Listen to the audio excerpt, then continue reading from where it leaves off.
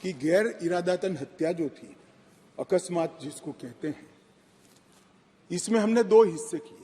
अकस्मात तो किसी भी व्यक्ति से किसी भी स्थिति में हो सकता है। गाड़ी चलाता रहे एक व्यक्ति और रास्ते में कोई भी बेध्यान हुआ या कोई रश कर आ गया और अकस्मात हो गया। अकस्मात करने के बाद वो व्यक्ति स्वयं उसको पुलिस स्टेशन या तो हॉस्पिटल ले जाता है, तो इसके लिए कम सजा का प्रावधान किया है। हिट एंड रन केस, मरता हुआ छोड़कर कोई भाग जाता है, तो इसके लिए हमने 10 साल की सजा का प्रावधान किया। जो आतंकवादी कृत्य करते हैं उनके प्रति कोई दया भाव नहीं होना चाहिए। कठोर से कठोर इनके लिए कानून का प्रावधान होना चाहिए। और ये नरेंद्र मोदी सरकार का उचित ही निर्णय है कि आतंकवाद के लिए ये कानून में हमने जगह दी है। उसके बाद भारत सरकार, किसी राज्य सरकार, विदेश की सरकार, अंतर्राष्ट्रीय सरकारी संगठन के सुरक्षा को बाधित करने वाले कृत्य भी आतंकवादी माने जाएंगे। मान्यवर, मैं नहीं मानता इसमें कहीं पर भी कोई गुंजाइश बची है कि इसका दुरुपयोग हो। और मैं सदन को आश्वस्त करना चाहता हूं, कानून तो लिखी हुई चीज है, इसका अमल करते वक्त अगर कोई इसका दुरुपयोग करता है, यहां तक हमारी सरकार का सवाल है साहब, हम उसको रोकेंगे भी और उसको नसीहत भी करेंगे, सजा भी देंगे। और सबसे ऊपर कोर्ट है। अगर किसके ग्रीवेंसेस है तो ये आतंकवाद को रोकने का प्रोविजन भी कोर्ट के ऊपर तो नहीं है।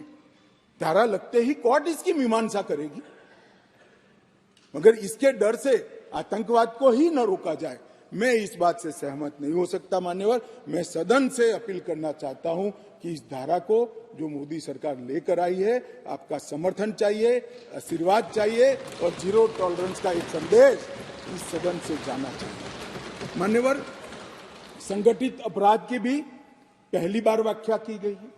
कई राज्य और राज्यतर गैंगे संगठित अपराध करती हैं, इसके लिए कोई विशेष कानून नहीं था। इसके अंदर हमने साइबर अपराध को, आर्थिक अपराध को, भूमि हत्याना को, हथियारों की व्यापार को, डकैती को और मानव लोगों की तस्करी करने व्यक्तियों की मानव तस्करी में, ये सभी को इसके अंदर रखा है। आर्थिक अपराध की भी हमने व्याख्या की है। करेंसी नोट, बैंक नोट, सरकारी स्टैंप का कुटकरण, हवाला व्यवहार और बड़े पैमाने पर वित्तीय कपट और आर्थिक व्यवस्था को तोड़ने के सभी प्रयास, इसको भी आर्थिक अपराध की व्याख्या की तरह पहली बार लाने का काम नरेंद्र मोदी जी कर रहे हैं। और इससे मुझे लगता है कि न्यायपालिका का काम काफी सरल हो जाएगा। मान्यवर,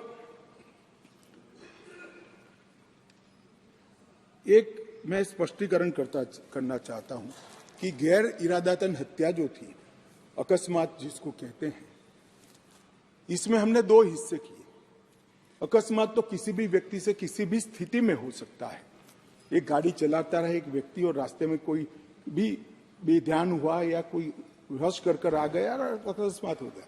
अकस्मात करने के बाद वो व्यक्ति स्वयं उसको पुलिस स्टेशन या तो हॉस्पिटल ले जाता है, तो इसके लिए कम सजा का प्रावधान किया है।